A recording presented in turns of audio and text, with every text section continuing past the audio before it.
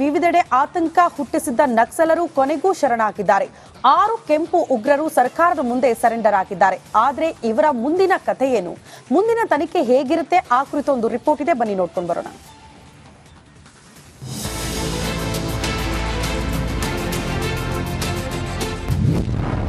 ಕರುನಾಡಲ್ಲಿ ಅಡಗಿದ್ದ ನಕ್ಸಲರ ಆಟ ಯುಗಾಂತ್ಯ. ಸರೆಂಡರ್ ಬಳಿಕ ಹೇಗಿರುತ್ತೆ ಮುಂದಿನ ಪ್ರಕ್ರಿಯೆ?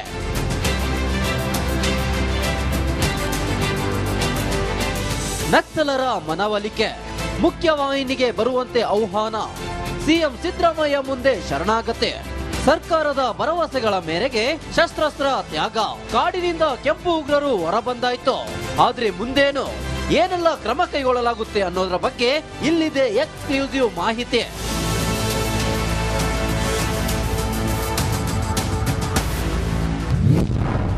ಶರಣಾದವರು ಮಾಧ್ಯಮಗಳ ಮುಂದೆ ಸ್ವಇಚ್ಛೆಯಿಂದ ಹೇಳಿಕೆ ನೀಡಬೇಕು. ಶರಣಾದ ವ್ಯಕ್ತಿ ಸದರಿ ಸ್ಥಳದಲ್ಲಿ ನಡೆಯುತ್ತಿರುವ ಚಟುವಟಿಕೆಗಳ ಬಗ್ಗೆ ಪೂರ್ಣ ಮಾಹಿತಿ ನೀಡಬೇಕು. ಭೂಗತವಾಗಿರುವ ಎಲ್ಲ ಸದಸ್ಯರ ಹೆಸರುಗಳನ್ನು ಬಹಿರಂಗಪಡಿಸಬೇಕು. ಶರಣಾದವರ ಸ್ವಇಚ್ಛಾ ಹೇಳಿಕೆಯನ್ನು ಕ್ಯಾಮರಾ ಮುಂದೆ ದಾಖಲಿಸಬೇಕು. ಶರಣಾಗತಿ ವರದಿಯನ್ನು ತಯಾರಿಸಿ ಜಿಲ್ಲಾ ಶರಣಾಗತಿ ಸಮಿತಿಯ ಮುಂದಿಡಬೇಕು. ಜಿಲ್ಲಾ ಶರಣಾಗತಿ ಸಮಿತಿಯು ಈ ವರದಿಯನ್ನು ರಾಜ್ಯ ಶರಣಾಗತಿ ಸಮಿತಿಗೆ ಅನುಮೋದನೆಗಾಗಿ ಕಳಿಸಿಕೊಡಬೇಕು. ಶರಣಾಗತನಾದ ಬಳಿಕ ವ್ಯಕ್ತಿಗೆ ಅನ್ವಯವಾಗುವಂತಹ ಸೌಲಭ್ಯಗಳನ್ನು ಜಿಲ್ಲಾ ಸಮಿತಿ ನೀಡಬೇಕು. ಆ ಸದಸ್ಯನ ಮೇಲೆ 2 ವರ್ಷಗಳ ಅವಧಿಯವರೆಗೆ ಲಕ್ಷ್ಯವಿಡಲಾಗುತ್ತೆ. ಆಂತರಿಕ ಭದ್ರತಾ ವಿಭಾಗದ ಡಿವೈಎಸ್ಪಿ ಶ್ರೇಣಿಯ ಅಧಿಕಾರಿಯು ಸಂಪರ್ಕ ಅಧಿಕಾರಿಯಾಗಿರುತ್ತಾರೆ. ಸಂಪರ್ಕ ಅಧಿಕಾರಿ ಶರಣಾದ ವ್ಯಕ್ತಿಗಳ ಚಲನವಲನದ ಬಗ್ಗೆ ನಿಗಾ ವಹಿಸಬೇಕು. ತಿಂಗಳಿಗೊಮ್ಮೆ 2 ವರ್ಷದವರೆಗೆ ವರದಿ ಸಲ್ಲಿಸಬೇಕಾಗುತ್ತೆ. ನಕ್ಸಲರು ಶರಣಾಗತಿಯಾದ ಬಳಿಕ ಕಾನೂನು ಪ್ರಕ್ರಿಯೆಗಳು ಹೇಗಿರುತ್ತವೆ, ಯಾವೆಲ್ಲ ಕ್ರಮ ಕೈಗೊಳ್ಳಲಾಗುತ್ತೆ ಅನ್ನೋದನ್ನ ನೋಡೋದಾದ್ರೆ, ಶರಣಾದವರ ಮೇಲಿರುವ ಪ್ರಕರಣಗಳ ಮೇಲೆ ಸರ್ಕಾರ ಕ್ರಮ ಕೈಗೊಳ್ಳುತ್ತೆ. ಶರಣಾಗತಿಗೆ ಇರುವ ರಾಜ್ಯ ಸಮಿತಿ ಪ್ರಕರಣಗಳನ್ನು ವಾಪಸ್ ತೆಗೆದುಕೊಳ್ಳಲು ಸರ್ಕಾರಕ್ಕೆ ಮನವಿ ಮಾಡಬೇಕು. ಇದಕ್ಕೆ ಸಚಿವ ಸಂಪುಟ ಅನುಮತಿ ನೀಡಬೇಕು. ಇದಾದ ಬಳಿಕ ಇದನ್ನ ಸರ್ಕಾರಿ ಅಭಿಯೋಜಕರು ಕೋರ್ಟ್ ಅರ್ಜಿ ಸಲ್ಲಿಸಬೇಕು. ಇದರ ವಾಸ್ತವವನ್ನ ಪರಿಗಣಿಸಿ ಕೋರ್ಟ್ ಪ್ರಕರಣ ವಾಪಸ್ ತೆಗೆದುಕೊಳ್ಳಲು ಅನುಮತಿ ನೀಡಿದರೆ ಪ್ರಕರಣ ವಾಪಸ್ ಆಗುತ್ತದೆ. ಆರೋಪಿಗಳ ರಾಷ್ಟ್ರೀಯ ತನಿಖಾ ದಳದಲ್ಲಿರುವ ಪ್ರಕರಣ ವಾಪಸ್ಸು ತೆಗೆದುಕೊಳ್ಳುವ ಸಾಧ್ಯತೆ ಇದೆ.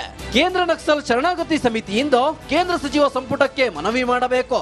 ಈ ವೇಳೆ ಸಚಿವ ಸಂಪುಟ ಗೃಹ ಇಲಾಖೆಗೆ ಈ ಕಡತವನ್ನ ಕಳಿಸುತ್ತೆ. ಗೃಹ ಇಲಾಖೆ ಇದನ್ನ ರಾಷ್ಟ್ರೀಯ ಭದ್ರತಾ ಸಲಹೆಗಾರರಿಗೆ ಕಳುಹಿಸುತ್ತೆ. ಎಲ್ಲ ಕಡೆ ಒಪ್ಪಿಗೆ ಸಿಕ್ಕರೆ ಕೇಂದ್ರ ಸಚಿವ ಸಂಪುಟ ಪ್ರಕರಣ ವಾಪಸ್ಸಿಗೆ ಸಮ್ಮತಿಸಬಹುದು. ನಂತರ ಈ ವಿಚಾರವನ್ನು ಕೋರ್ಟ್ ಗಮನಕ್ಕೆ ತಂದು ಅನುಮತಿ ಪಡೆಯಬೇಕು. ಈ ಎಲ್ಲಾ ಪ್ರಕ್ರಿಯೆ ಮುಗಿದ ಬಳಿಕ ನಕ್ಸಲರ ವಿರುದ್ಧದ ಪ್ರಕರಣಗಳು ವಾಪಸ್ ಪಡೆಯುವ ಸಾಧ್ಯತೆ ಇದೆ. ಈ 6 ನಕ್ಸಲರ ವಿಚಾರದಲ್ಲಿ ಏನಾಗಲಿದೆ ಅಂತ ಕಾದು ನೋಡಬೇಕಿದೆ. Nagaraj, crime bureau, republic Kannada, Bengaluru. ವಿವಿಧೆಡೆ ಆತಂಕ ಹುಟ್ಟಿಸಿದ್ದ ನಕ್ಸಲರು ಕೊನೆಗೂ ಶರಣಾಗಿದ್ದಾರೆ. 6 ಕೆಂಪು ಉಗ್ರರು ಸರ್ಕಾರದ ಮುಂದೆ ಸರೆಂಡರ್ ಆಗಿದ್ದಾರೆ. ಆದರೆ ಇವರ ಮುಂದಿನ ಕಥೆ ಏನು, ಮುಂದಿನ ತನಿಖೆ ಹೇಗಿರುತ್ತೆ, ಆ ಕುರಿತು ಒಂದು ರಿಪೋರ್ಟ್ ಇದೆ, ಬನ್ನಿ ನೋಡ್ಕೊಂಡು ಬರೋಣ.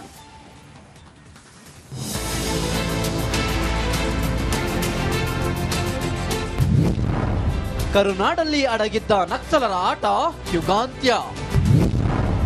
ಸರೆಂಡರ್ ಬಳಿಕ ಹೇಗಿರುತ್ತೆ ಮುಂದಿನ ಪ್ರಕ್ರಿಯೆ?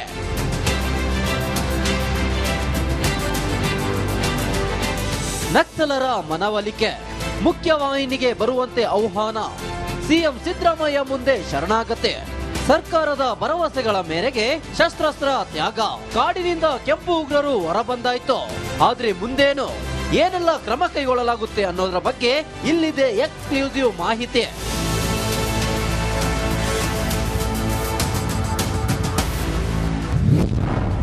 ಶರಣಾದವರು ಮಾಧ್ಯಮಗಳ ಮುಂದೆ ಸ್ವಇಚ್ಛೆಯಿಂದ ಹೇಳಿಕೆ ನೀಡಬೇಕು. ಶರಣಾದ ವ್ಯಕ್ತಿ ಸದರಿ ಸ್ಥಳದಲ್ಲಿ ನಡೆಯುತ್ತಿರುವ ಚಟುವಟಿಕೆಗಳ ಬಗ್ಗೆ ಪೂರ್ಣ ಮಾಹಿತಿ ನೀಡಬೇಕು. ಭೂಗತವಾಗಿರುವ ಎಲ್ಲ ಸದಸ್ಯರ ಹೆಸರುಗಳನ್ನು ಬಹಿರಂಗಪಡಿಸಬೇಕು. ಶರಣಾದವರ ಸ್ವಇಚ್ಛಾ ಹೇಳಿಕೆಯನ್ನು ಕ್ಯಾಮರಾ ಮುಂದೆ ದಾಖಲಿಸಬೇಕು. ಶರಣಾಗತಿ ವರದಿಯನ್ನು ತಯಾರಿಸಿ ಜಿಲ್ಲಾ ಶರಣಾಗತಿ ಸಮಿತಿಯ ಮುಂದಿಡಬೇಕು. ಜಿಲ್ಲಾ ಶರಣಾಗತಿ ಸಮಿತಿಯು ಈ ವರದಿಯನ್ನು ರಾಜ್ಯ ಶರಣಾಗತಿ ಸಮಿತಿಗೆ ಅನುಮೋದನೆಗಾಗಿ ಕಳಿಸಿಕೊಡಬೇಕು. ಶರಣಾಗತನಾದ ಬಳಿಕ ವ್ಯಕ್ತಿಗೆ ಅನ್ವಯವಾಗುವಂತಹ ಸೌಲಭ್ಯಗಳನ್ನು ಜಿಲ್ಲಾ ಸಮಿತಿ ನೀಡಬೇಕು. ಆ ಸದಸ್ಯನ ಮೇಲೆ 2 ವರ್ಷಗಳ ಅವಧಿಯವರೆಗೆ ಲಕ್ಷ್ಯವಿಡಲಾಗುತ್ತೆ.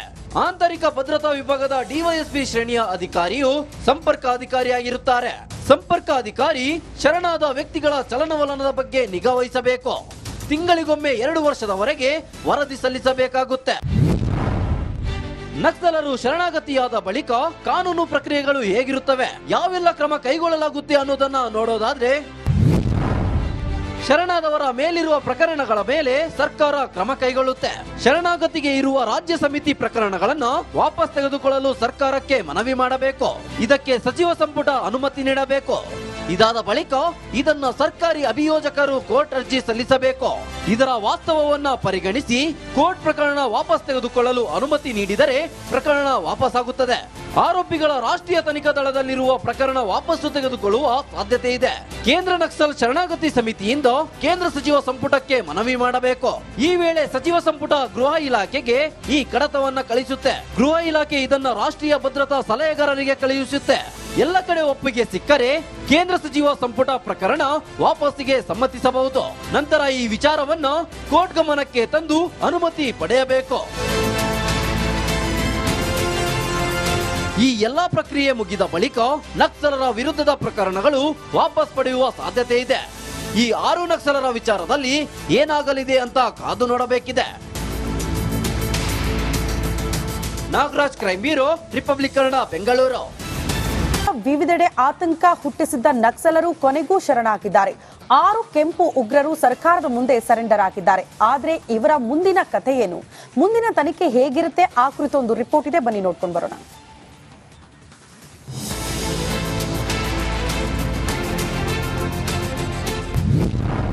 ಕರುನಾಡಲ್ಲಿ ಅಡಗಿದ್ದ ನಕ್ಸಲರ ಆಟ ಯುಗಾಂತ್ಯ. ಸರೆಂಡರ್ ಬಳಿಕ ಹೇಗಿರುತ್ತೆ ಮುಂದಿನ ಪ್ರಕ್ರಿಯೆ?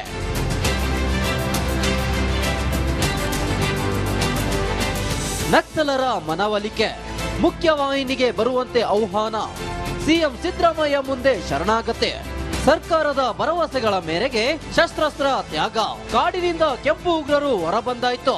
ಆದ್ರೆ ಮುಂದೇನು, ಏನೆಲ್ಲ ಕ್ರಮ ಕೈಗೊಳ್ಳಲಾಗುತ್ತೆ ಅನ್ನೋದರ ಬಗ್ಗೆ ಇಲ್ಲಿದೆ ಎಕ್ಸ್ಕ್ಲೂಸಿವ್ ಮಾಹಿತಿ.